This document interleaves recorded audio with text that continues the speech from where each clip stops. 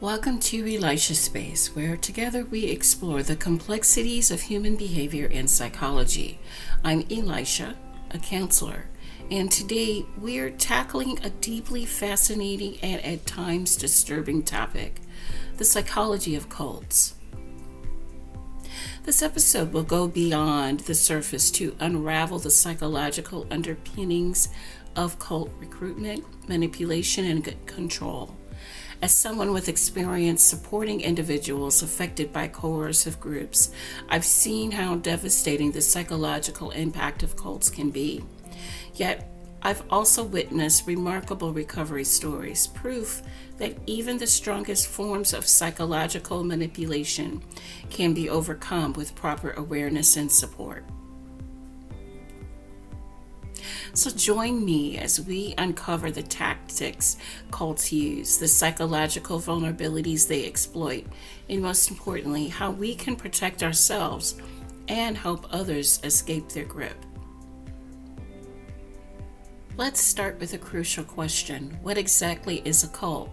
While definitions may vary, cults are typically characterized by a highly charismatic leader, an ideology that promises extraordinary rewards. That could be spiritual enlightenment, immorality, success, or salvation, and a group of individuals who often become completely devoted to the cause or figurehead.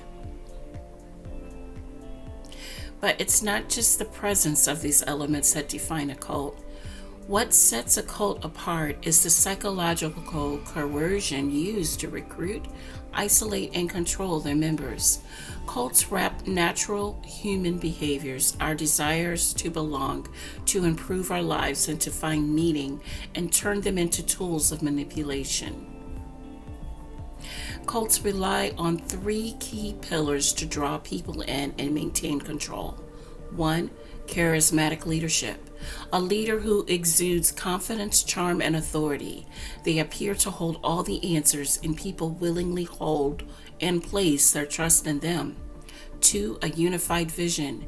An ideology or belief system that claims to solve deep uncertainties, such as existential questions, personal struggles, or broader societal turmoil. 3. Psychological manipulation.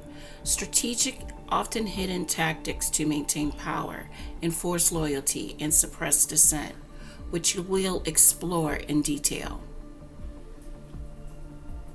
The key to understanding cults is this. People are not drawn in by the manipulation. They are drawn in by the hope. Cults offer emotional relief during periods of vulnerability, and that's where their power begins. How do cults actually get people through the door? They aren't storming through the streets shouting, "We're a cult!" Recruitment often begins with subtle, calculated psychological tactics designed to make people feel welcomed, valued, and understood. Let's break these tactics down into some of the most common and effective methods. 1. Love bombing. Love bombing is perhaps the most infamous recruitment tactic. This is an intentional, overwhelming display of affection, admiration, and attention aimed at new recruits. From the moment someone expresses interest, they are showered with validation, compliments, hugs, words of appreciation, and other actions that make them feel incredibly special. For someone who is lonely, grieving, or simply questioning their place in the world, this sudden outpouring of love can feel life-changing. But there's a catch. It's conditional. The love is contingent upon their growing commitment to the group. Number 2, targeted personalization. Many cults excel at tailoring their approach to each recruit. They'll ask personal, probing questions disguised as concern. What are your deepest fears? What's missing in your life? And then present themselves as the answer to those needs. Every compliment or promise is meticulously based on the specific vulnerabilities of the individual. Number 3, gradual desensitization. Cults rarely ask for extreme commitment up front. Instead, they use slow, incremental steps to pull people in. For example, a friendly meetup becomes regular gatherings. Small donations evolve into large financial contributions. Suggestions to be more involved gradually lead to cutting ties with people outside the group. This gradual build ensures that by the time a recruit realizes the extent of their involvement, they already feel too invested to leave. Once someone is fully brought in, the leadership shifts focus from recruitment to solidifying control. Here's how cults maintain their influence over members long after they've joined.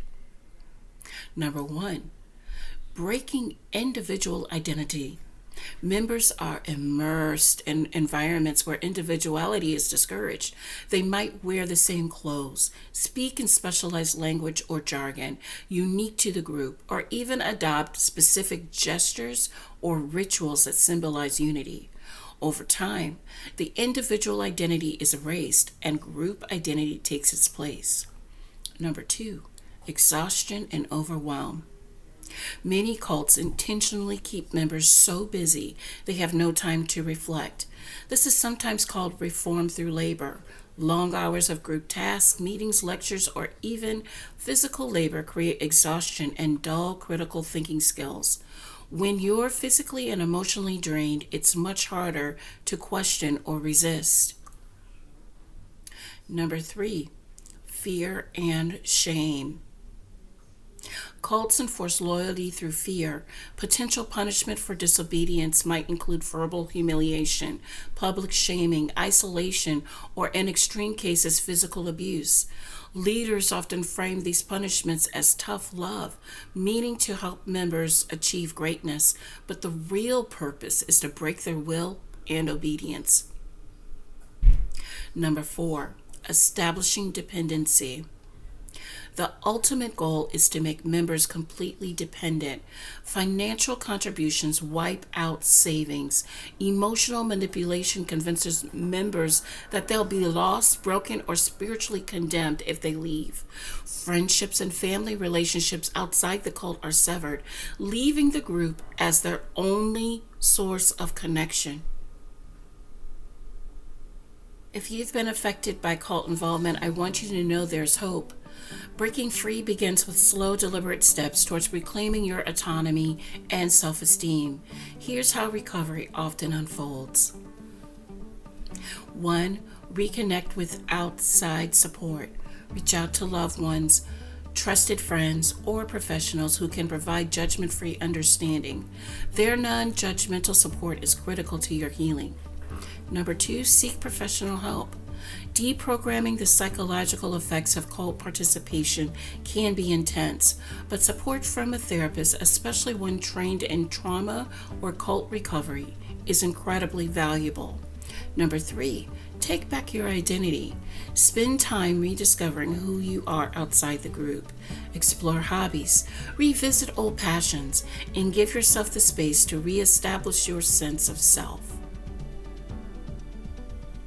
The psychology of cults is powerful, but it's not insurmountable. By understanding the tactics cults use and fostering critical thinking, self-awareness, and supportive communities, we can prevent these tragedies and help those affected find their way back to themselves.